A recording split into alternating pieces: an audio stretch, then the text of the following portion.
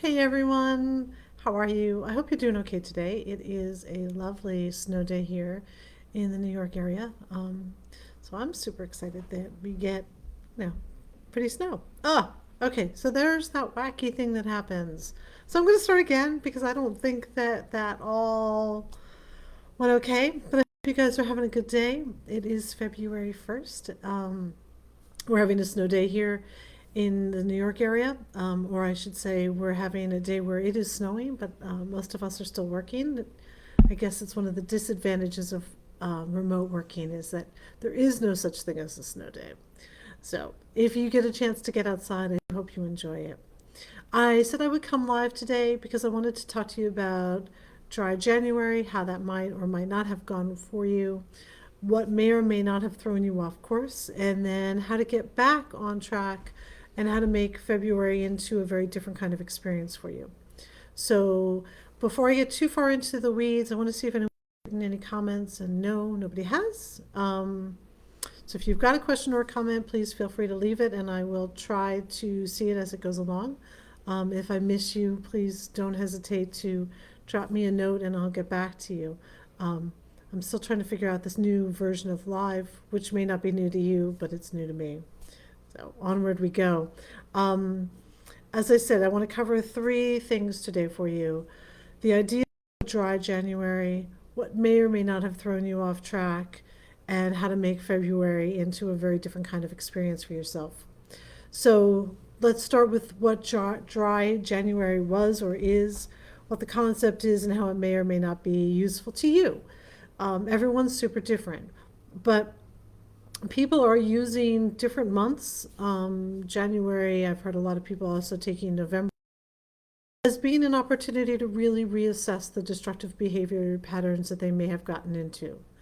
We all know that January 1st is typically a day when people say, oh, these are my New Year's resolutions, and this is what I'm going to do, and this is how this year is going to be different. And if that's you and it worked out well, fantastic. For the rest of us, or I should say for the rest of you who may have set New Year's resolutions, that may not have gone so well.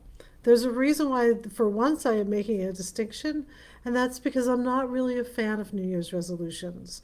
The reality of it is that they are extremely difficult to uphold.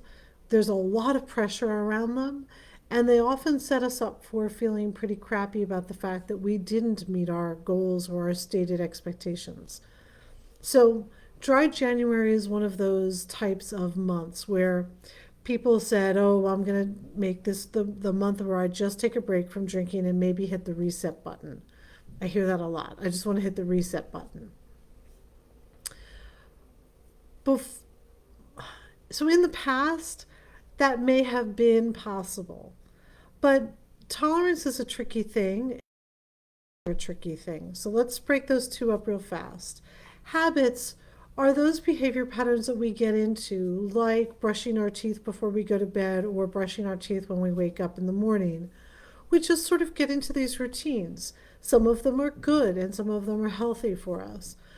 Others of them may be a little bit more on the destructive side and not so helpful to us. So, like coming home and pouring a glass of wine, or coming home and cracking open a beer, or making a drink, or whatever it is, just may not be the thing that works so well for you. Um, it may start off innocently enough, which is where the real problem is that we generally don't get into these destructive habits thinking that we are about to set up something that ultimately is not going to work out so well for us. But it does, and it can. So, a habit is just that set of behaviors that we get into. Tolerance, which is where people often get the idea that they can hit the reset button on a behavior, is a little bit different. I want you to think of tolerance. I think of tolerance in two ways. I'm going to share them both with you right now.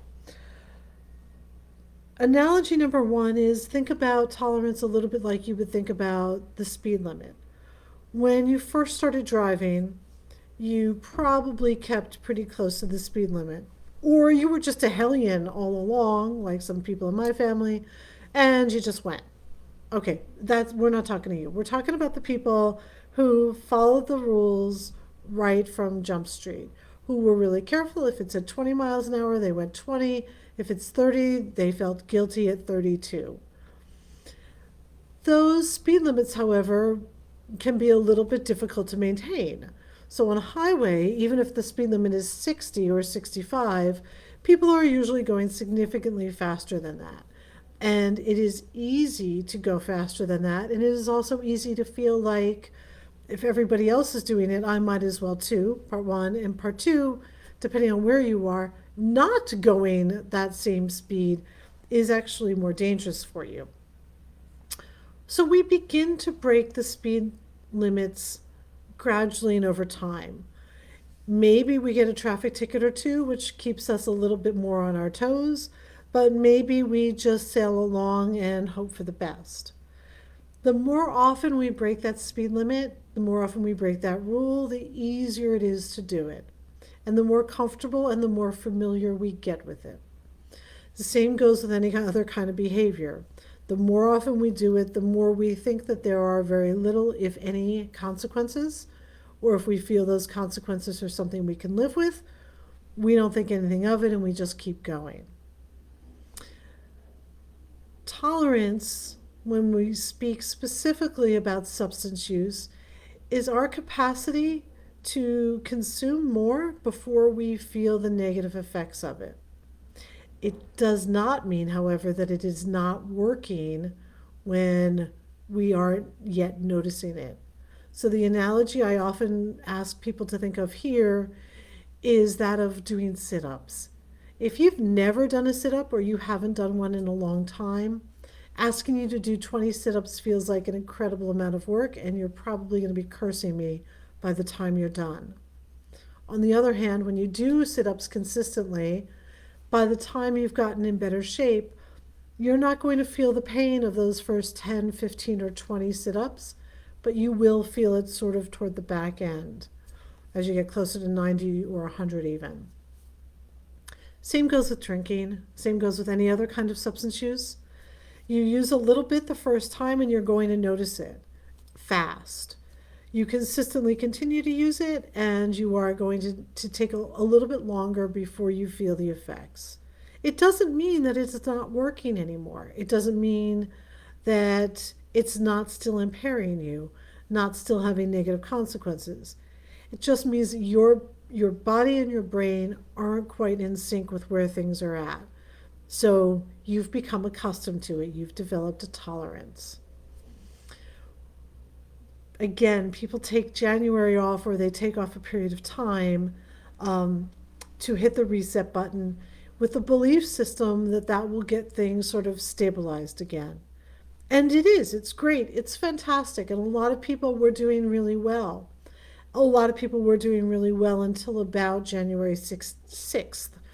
And if you don't remember, January 6th is also the day where there was a little bit of an insurrection, an incident at the Capitol building, which you may have some very strong feelings about, but which for sure were disturbing to watch, disturbing to hear about, and for some people to have family members who were involved or who were involved themselves. So that threw a tremendous number of people off and sort of left people feeling somewhat uncomfortable. It was a lot of uncomfortability all at once and somewhat unexpectedly. So many people found it difficult to maintain a dry January just based off of that stress. I've heard a lot of people say that they really felt like that was when the ground was shaking underneath them. I know, because I've been doing this long enough to know that going for the let's change everything up all in one fell swoop does not work. What I also know is that if you want to make things better for February, one of the ways that you can do that is by lowering your expectations. I'm not saying not to have expectations. Expectations are great. But what I am saying is that to believe that you could tolerate something really, really super stressful right off the bat, as in, I expect you to do 500 sit-ups in the first 6 days of working out again, that's a mighty tall expectation. So, one of the reasons why we engage in behaviors is to change the way we feel. It's the reason why people take Advil. It's the reason why people reach for that drink. It's the reason why people shop too much. We want to change the way we feel. And in doing so, we sometimes forget that those feelings are giving us really valuable clues. But those clues come at a price, and they can be difficult to tolerate when you're not used to that. So that's why I'm asking you for February. Maybe it's in your best interest to lower your expectations.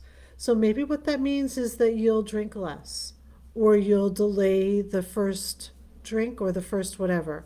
And if I haven't said this before, I know I've said it before, but not today. I'm using drinking as a fairly easy to understand concept. If drinking's not your problem, if that's not your destructive behavior, that's okay. Stick with me. See that as just being the code for whatever destructive behavior you're getting into or that you're finding problematic. So, what I'm asking you to do is to lower your expectations. Don't expect yourself to be able to tolerate a whole lot of stress all at once and not want to go back to those behaviors that are causing you trouble. They worked and they still are working to some degree, or else you wouldn't be thinking about how to part ways with them. If you are finding it impossible to stop and to stay stopped, and if, by the way, that is even medically appropriate, because there are things that you should not just stop on a whim. There are things that are quite seriously deadly for you to just stop on a whim. But if you are attempting to do that and you feel that you are medically stable enough to do that, and you're finding it difficult, you can also start or delay the start of using. So delay the onset. So if you were starting to drink at 5 o'clock, maybe beginning to drink at 6. Maybe it's even waiting a little bit longer and maybe having a little bit less. Whatever it is for you, maybe it's putting a limit on how much you're using. Maybe it is making sure that you're in a safer environment. Sorry, just checking because I wanted to make sure that I wasn't getting questions. And I don't see any yet, so we're all good. Um, Lower your expectations, delay the onset, use less if you can, if you are choosing to use at all. I'm also going to really urge you to celebrate the small victories. So the small victory may be that you didn't use, didn't spend, didn't whatever as much as you would have or would have liked to. Maybe the small victory is that tomorrow you are going to resolve to do just a little bit better than you did today. Those are the kinds of pieces that are going to help you get maybe a better handle on February and on where things are at. So I hope that's helpful to you. I hope you have some questions. If you do, feel free to leave them in the chat box and I'll get back to them later in the day. I am Lisa Curtis. My job here, my thing here, my shtick here is to help people move away from their destructive behaviors. I'm a licensed clinical social worker and a credentialed alcohol and substance abuse counselor. So please just use this as some feed for thought. I think that's the phrase. I can't speak directly to where your situation is at, but I hope you do find these pieces helpful. Okay, I am off to go shovel, and I hope you have a great rest of your day. Bye.